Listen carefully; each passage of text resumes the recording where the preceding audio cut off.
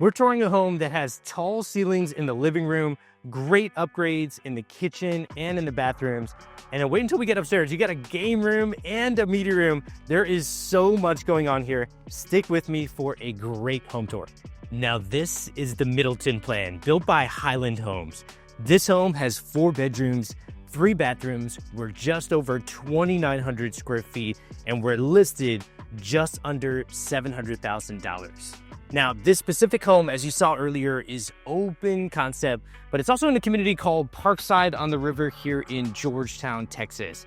And I'm going to talk about why people are moving to this area of Georgetown, Texas. I'm going to talk about what's all the fuss about this community that you might have already heard about, or maybe you visited recently, saw the beauty that's here. I'm going to talk about how this community is shaping up, because there's definitely some new things that are happening here. But I want to go right out to the main living area because I think this is what is surprising to most people. They look at this square footage and they think, hey, a lot of builders that build under 3,000 square feet are going to be building homes that don't have tall ceilings, don't have windows everywhere. But I think Highland is playing in a different ball game. And this is what I mean by that. You have this wide open main living area with electrical already running in different areas. And I'm going to point out as many details as possible. We're going to head out to the backyard. We're going to show you the breakfast nook or dining area that you see here with cabinetry. But I want to start right here in the kitchen. Now, my name is Raj Sahu. I am a realtor in Austin, Texas, and I've represented clients with 21 different builders. So I'm going to give you the perspective of walking over 1,000 of these homes and give you so many perspectives of my clients, some that are moving here in Austin, but a lot that are moving here from out of state, like Seattle, Bay Area, or different cities across the United States where they like where they live, but they love what they see here in Austin, including homes like this. Now, right out of the gate, what I can tell you what's different about this home is really the kitchen cabinets. They did a 2-tone kitchen cabinet so that island really matches up well with the hardwood that's on the floor. And having hardwood at this square footage is very unusual. Most builders have moved to a luxury vinyl plank because it's a little bit more affordable in terms of price. It looks good. But I would say most people would prefer hardwood if they can afford it. They also like different upgrades in their home that match up really well, like this kitchen countertop that has these beautiful veins running through it. Aside from the Topo Chico, actually that's a really good ad for a Topo Chico, which is the sparkling water that we have here in Texas. But you have also this apron sink that flows really well with the kitchen countertop. And I think that kitchen backsplash that you saw earlier, I'm going to point to again, really brings out the colors that are here in the kitchen. Now, later on, we're going to talk about what it's like to be here in Parkside on the river, why it's shaping up to be a great community. But I'm also going to talk about the cons that are here because not many people talk about the cons, right? And that's really what I'm here to do. Again, my name is Raj Sahu. I don't work for any of these builders that I feature on my channel, and I'm unbiased when my clients come to me looking at different options, meaning I don't just give you the pros, but I also give you the cons. And there are pros and cons to everything. Community, different suburbs of the Austin metro, even different builders. And I'm not afraid to provide that information. Before we get to that, I want to show you the dining area because I think this is what's very different about this plan compared to other plans. First things first, we got a lot of rooms that we're going to cover in this home that I already mentioned, but a lot of times the dining area gets cut out at this square footage. And what I like about this dining area is it still feels connected with the rest of the home. You got that living room with the tall ceiling, the kitchen, but I think just having some cabinetry here that matches up really well with the kitchen island, has a similar backsplash and countertop to what we saw in the kitchen, it makes this space feel unique. Meaning it still feels a part of the main living area. It's not like a separate formal dining area that it's its own room that you got to walk to, but it feels unique with that cabinetry there and then all the windows off the back of the home. Now, all those windows look out to this backyard, and at this square footage, at this price point, this is what we typically see. And I shouldn't say there's anything typical. When it comes to backyard sizes, they're all different in these new build neighborhoods. What I like about this one is they did put a gas stub out here on the pillar, which is great for a gas grill. It does bother me sometimes when I see a home that's already built and the gas grill is like right next to the door or one of the windows. And it's like, okay, you're gonna put the gas grill kind of like right up against the door. Like, where is the gas, smell gonna go to? Or where, when you're cooking stuff, it's gonna like go through your house. It's a little bit odd. And so I like that they actually put it on the pillar, but let me know what you think about that. Everybody has a different preference. Now, what people tell me about the backyard is when they come back here, privacy is somewhat important. I think that's why they put some trees there. Obviously, those trees look a bit puny right now, but that is very typical. That's exactly how my wife and I's trees look like when we built a home. And I can tell you they grow. I was actually just playing with my kids, spraying the tree and pretending the tree was raining. And we've been in our home for about 3.5 years, and our tree is now like all the way up to here. Now, I don't want to guarantee that these trees are going to do that, but a lot of the trees that they build in these communities, they start out small because that's how they buy them inexpensively, but they do grow over time. And I think if you can start to imagine how these homes feel like in just a year or two, you'll see, even just look at a 2-year-old resale home in these new build neighborhoods, they look very, very different, especially as the trees grow in. Now, you see some pipes here in the retaining wall. That's all for water disbursement. So water is made to disperse away from the property. Now, I know for this one, it looks like it's going into the home, but how it's designed, I don't know if you see it over here, but the home is obviously built up on a foundation, and then everything else is kind of going away from the home. So that water is made to disperse and get away. I know that's not ideal for some people, is having a little bit of a mound going up here.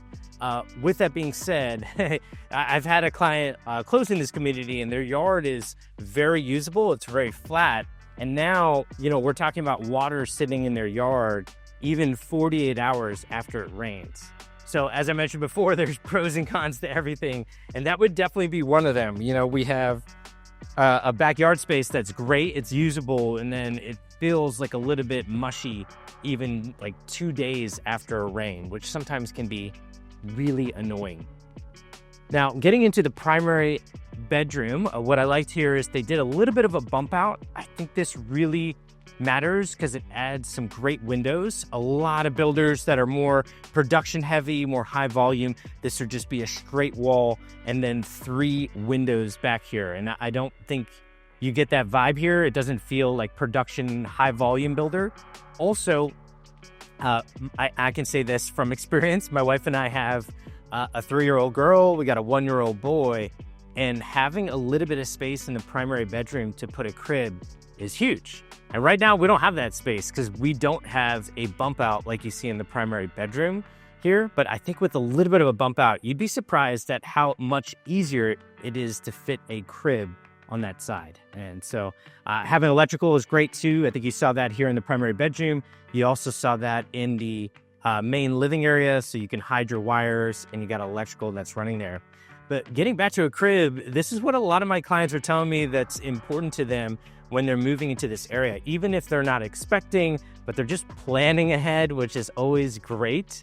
I find they tell me that having, where are they going to put a crib and how is that going to work? And that's a good question to ask really early on, because if you don't know, maybe you don't have kids, but if you're planning for it, there are a lot of late nights where you're waking up multiple times throughout the night. And the last thing you probably want to be doing is going up and down the steps at 2 a.m., then 3 a.m., then 4 a.m. Sometimes it's nice to just roll out of bed and get right to your baby. And then if you're wondering, well, how in the world do you sleep? The answer is sometimes you have to sleep apart, right? Like if what we found is when we both were around our baby, neither my wife or I would ever sleep. And then eventually we're both like zombies after a few days of that, right? And so sometimes we just sleep separately. One of us takes the night on with the baby. Another one sleeps in a spare bed or the couch or something like that. And it's sometimes refreshing to just get like a full night's sleep. And as long as one of us is getting that full night's sleep, I found like we were able to like operate functionally and like take breaks. And I thought that was important. Obviously, it's always great when we're all sleeping together, but it's one of those times where you just need like a full night's sleep, and I think that's important. And that's where having that crib close by in one area is great. Otherwise, if you have the crib somewhere else, then you have somebody who's holding the monitor, the baby monitor, And then if you're both sleeping and the baby monitor goes off multiple times in the night, then again, you're not sleeping either way, right? So there's multiple advantages to having a crib close by. But as you can tell, I've analyzed this a lot. I've talked to a lot of my clients, some that have even moved here to Parks on the River. I think 4 of them ended up having young kids like below the age of 2. And so I've walked through this with them often. And I love talking through that. I've also had people move here without kids. So there's all sorts of people that are moving here. Obviously, I can't talk about too much there because familial status is something that we are not allowed to talk about in these communities, and say that nobody can say if they're family friendly or not. But I'm happy to talk about my experiences personally and also some of my clients' experiences. Now, for a lot of my clients, this is also very important to them. It's having that second bedroom down with a full bathroom off of it. Even at just under 3,000 square feet, we have this secondary bedroom down, great for somebody elderly that you don't want going up and down the steps. You want them comfortable on that first floor. Then to get all this, and we're under 700,000, and we're in a premier community, in my opinion, I'll cover why in a second. I think this is all very advantageous because then you can start, if you look at future resale in this area, this home is marketable to everybody. And it not only has great rooms, like we're about to see a study after this, you also have tile going all the way up to the ceiling. The veins running through this tile really match up well with what we saw previously in the kitchen. This bathroom still feels unique. The tile feels unique, but it still coordinates really well with the colors that are here. By the way, I've toured hundreds and hundreds of inventory homes over the last few months, and I can tell you they don't all feel like this. Sometimes builders just get a deal with a certain vendor and they just throw that material everywhere in all their inventory homes, and they just chase after the deals. And you can see that it's evident in how those homes feel. In fact, I just had one of my clients tour homes here. They currently live in the New Jersey area, and where they were loving the idea of coming to Austin and spending time here. And basically, they looked at a home that was their dream model home. It's 5,500 square feet. It's in a community with amazing views. It's called Treviso. And in that neighborhood of Treviso, I've had a lot of people contract and build. This floor plan, I actually had somebody build it. They actually just closed that 5,500 square feet in that neighborhood of Treviso. But my clients really wanted to move fast, so they were looking at homes that were already completed. They looked at that same floor plan that they absolutely loved, and it didn't have great upgrades in it. The upgrades were very neutral colors. You could tell the builder was just kind of checking off boxes that they weren't thinking about design like I think you see in this Highland home. My clients absolutely hated it, and I get that more often than you think. By the way, in the garage here, they are required to have like attic access.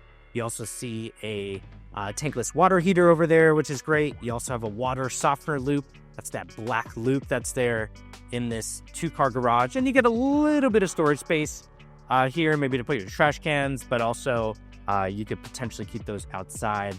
And then you have space for that water softener, because the water is hard. That just means there's a lot of minerals in the water. And so a lot of people do water softener systems, which demineralizes the water, so your appliances have a little bit more longevity. Also, some people say hard minerals in the water or hard water is rough on your skin or different things like that. So a lot of people look at water softeners for that reason. Now, this is a study. We got double doors going into this study. I didn't put on all the lights here, but let me do that for you now. Now you can see how well it's lit. This is also something that builders cut back on. So lights. A lot of people look at these studies and say, hey, there's just a fan light. It's so dim in here. And I work here a lot. I work from home, or I'm in tech, or something like that. And they say, also, I want windows off the front of the home. And I think here, and I don't think I even showed it, you get this great windows that bring in a lot of natural light. But then you also have this front patio. So you can put like maybe a seat there. There's a lot of people out and about walking through the neighborhood, so you can talk to your neighbors. but you got a lot of rooms here too, right? We got 2 bedrooms down, a study, you got glass inserts in the doors, and a lot of upgrades that I think most people overlook in these homes, like the hardwood on the floor, these great upgrades like the tile, everything coordinating really well. I can't tell you how different this feels than some of those homes, even homes that are 5,500 square feet, that are luxury homes with different builders, can sometimes feel very stale because of the upgrades that are in it. Okay, as we get upstairs, we have a good size game room, and then you're about to see a media room up here. And so that is the surprise that isn't much of a surprise. I showed it to you very early on, but I love seeing this. This is where I think square footage is so deceptive. It's a number on a piece of paper or on a website, but when you have a home that feels like this, game room that feels a little bit private but is still open to this large living room that feels large. Also missed the floor outlet that's here in the living room.